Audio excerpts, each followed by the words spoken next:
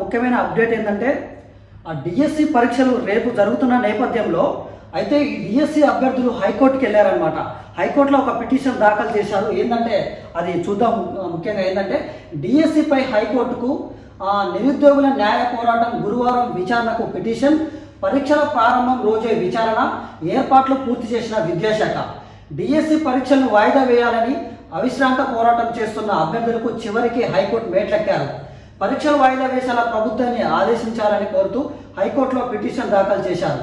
అభ్యర్థుల తరపున advocate K Karunasagar writ petition దాఖలు చేశారు. గురువారం ఈ పిటిషన్ను హైకోర్టులో విచారించనుంది.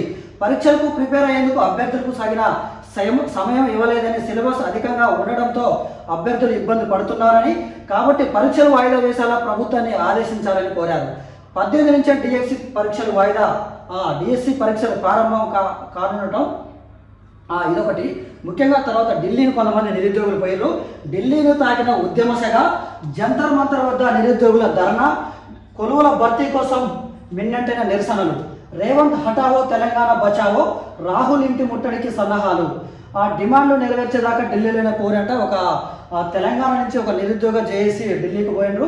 ఢిల్లీకి పోయి అక్కడ జంతర్ మంతర్ వద్ద దీక్షలు చేస్తూ ఉన్నారు. ఎక్కడ అంటే మాకు డిఎస్సి పరీక్షను వాయిదా వేయండి, చదువుకోవడానికి సమయం లేదు. అదేవిధంగా గ్రూప్ 2 పోస్టుల్ని 2000, గ్రూప్ 3 పోస్టుల్ని 3000, అదే గ్రూప్ 1 వచ్చేసి 1:100 నిష్పత్తిలో తీయమని చెప్పేసి నిరుద్యోగులు గత నెల రోజుల నుంచి ఎంత ఆందోళన చేస్తున్నా ఈ ప్రభుత్వం పట్టించుకోలేదని చెప్పేసి కొంతమంది నిరుద్యోగులు అస్థినగా బాట పట్టారంట.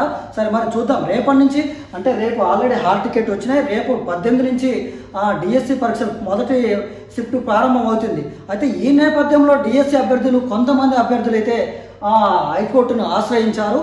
రేపు ఆ పిటిషన్ అనేది ఆ పిటిషన్ రేపే పిటిషన్ హైకోర్టులో విచారించనున్నారు రేపే. అయితే ముఖ్యంగా కొంతమంది విద్యార్థులు, కొంతమంది నిరుద్యోగులు అయితే మాకు సమయం ఏమొద్దు, మేము ఆల్రెడీ ఎప్పటి నుంచో వెయిట్ చేస్తున్నాం, కాబట్టి మాకు డిఎస్సి అదే పరీక్షలను ముందుకు పోనీయండి అని అంటే నిరుద్యోగులనే కొంతమంది సగం మంది ఏమో పరీక్షలు పెట్టమని, కొంతమంది ఏమో వాయిదా లేవని చెప్పేసి ఈ మధ్యకాలంలో మనం చూసినాం. అయితే మొత్తానికి ఈ రేపు ఒక పక్క హైకోర్టులో పిటిషన్ విచారించనున్నారు, మరొక పక్క ఎగ్జామ్ జరుగుతూ ఉన్నాయి. కాబట్టి కొంతమంది డిఎస్సి పరీక్ష చదవకుండా నిరుద్యోగులు ఇంకా ఆందోళన బాటలనే ఉన్నారు. కాబట్టి నిరుద్యోగుల ఆలోచించండి. ఎందుకంటే ఖచ్చితంగా పోటీ పరీక్షలకు ప్రిపేర్ అయ్యేది మధ్యతరగతి కుటుంబం మాత్రమే. అంటే రెక్కాడితే డొక్కాని కుటుంబంలో పుట్టి ఇవాళ పల్లెటూరు నుంచి హైదరాబాదును చేరుకొని మీరు నిరసన చేసి రోడ్లెక్కి నిరసన చేయడానికి కాదు. మీ కుటుంబానికి ఏదైనా ఒక భరోసా కల్పించాలంటే ఏదైనా ఒక ప్రభుత్వం ఉద్యోగం కావాలి. కాబట్టి మధ్యతరగతి కుటుంబంలో పుట్టిన ప్రతి నిరుద్యోగి విద్యార్థి ఆలోచన చేయండి. ఎందుకంటే ఆల్రెడీ హాల్ టికెట్ వచ్చినాయి కాబట్టి మొన్నటి వరకు మీరు దీక్షలు చేసిరు, ఆందోళన చేసిరు.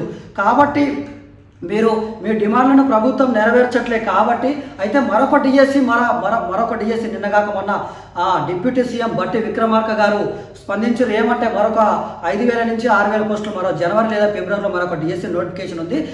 డిఎస్సి అభ్యర్థులు ఆందోళన చెందొద్దు అని చెప్పేసి, మీరు పరీక్షలు మంచిగా రాసుకోండి అని చెప్పేసి నిన్నగాక మొన్న ఒక పేపర్లో చూసినాం మనం.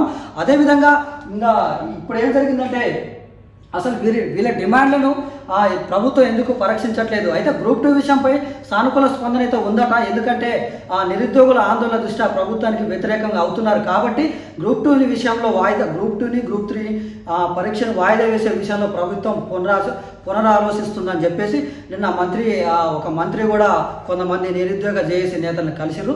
ఆ సందర్భంలో చెప్పడం జరిగింది.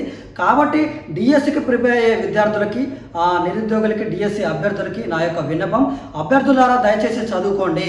ఎందుకంటే ప్రభుత్వం వాయిదా వేయట్లేదు. మరొక 5000 నుంచి 6000 పోస్టులు త్వరలో ఉన్నాయంట. కాబట్టి చదువుకోండి. మీ యొక్క ఆశలని అడియాసం చేయొద్దు.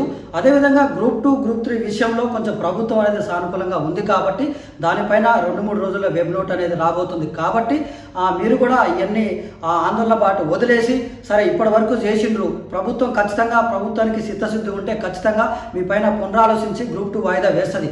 ఎందుకంటే నిరుద్యోగుల కోసమే ఈ ప్రభుత్వం వచ్చింది. నిరుద్యోగుల ఓట్ల మీదనే ఈ యొక్క ప్రభుత్వం ఏర్పడ్డది. కాబట్టి ఖచ్చితంగా నిరుద్యోగుల డిమాండ్ అనేది నెరవేర్చదట. అదేవిధంగా త్వరలో జాబ్ క్యాలెండర్ కూడా ఉంది. కాబట్టి ఖచ్చితంగా నిరుద్యోగులారా ఖచ్చితంగా మీరు మీ యొక్క డిమాండ్లను ప్రభుత్వం నెరవేర్చుది. ఖచ్చితంగా మీరు స్టడీ హాల్ బాట పట్టండి, చదువుకోండి. ఇదే నా యొక్క విన్నపం. థ్యాంక్ యూ అందరికీ.